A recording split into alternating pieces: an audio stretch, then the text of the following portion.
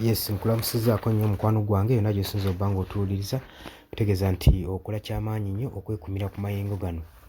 Ssemakadde kandiba nga kaweddemu. Pulezidenti w'ekitongole kya Uganda Law Society Ssemakadde Isaac kandiba nga kaweddemu. Lwaki kugambawo ntyo? Oli ku UG Update TV kw'osinzira obba ng'otuwuliriza era weebale kwekumira ku mayengo gano aga UG Update TV. Nagamba gwagala otwegattako kkirira wansi waliwo ekigambo subscribe kikoneko ojja kuba osula bulungi nnyo otweyungako gwe mukwano gwange ali yampuliriza.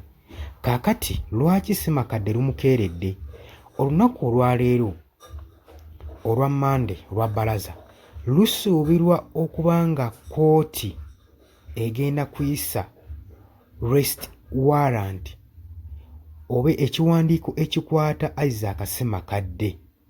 Lwaki? Kinajjukirwa nti nno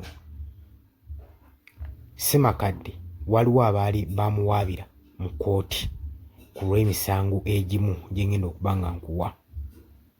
Naye olunaku olw'eggulu Buganda Road Magistrate Court yabadde erina okudisaidinga olunaku olwaleero olwa Mande. Lwebadde erina okuba ng'esalawo era tetunnamanya oba yasazeewo nadda oba nga ensonga z'okuyisa arrest warrant okukwatibwa kwa Isaac kimeze Ssemakadde pulezidenti wa Uganda Law Society oba nga warrant eyo enaayisibwa emukwata. Kitegeerekese nti balooya babiri okuli Tony Tumukunde wamu ne Joshua Byamazima be baagezezzaako okuba nga bagenda mu Magistrate Court okusaba warrant, arresting warrant ekwata Ssemakadde Isaac oluvannyuma lw'okulemererwa. Isaac yalemereddwa obutalabikako mu kkooti, yalemereddwa n'atalabikako mu kkooti okufeesinga emisango egibadde gimuvunaanyizibwa. Emisango ki? Muno mulimu omusango gw'okunsalutinga, gw'okuyisaamu omuntu omu amaaso. Yayisaamu amaaso Director wa Public Prosecution Justice Jane Fresh Abodo, gy'emisango egimuvunaanyizibwa ng'omukwano gwange ali yampuliriza.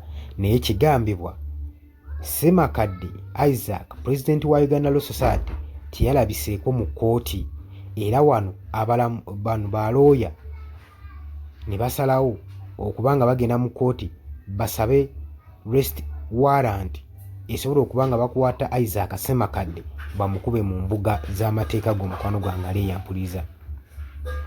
Emisango nno gino gyava ku comment Ssemakadde Isaac gye yakola ku Justice Obode Jane egyakolebwa. Comment eno yakolebwa nga 18/2024.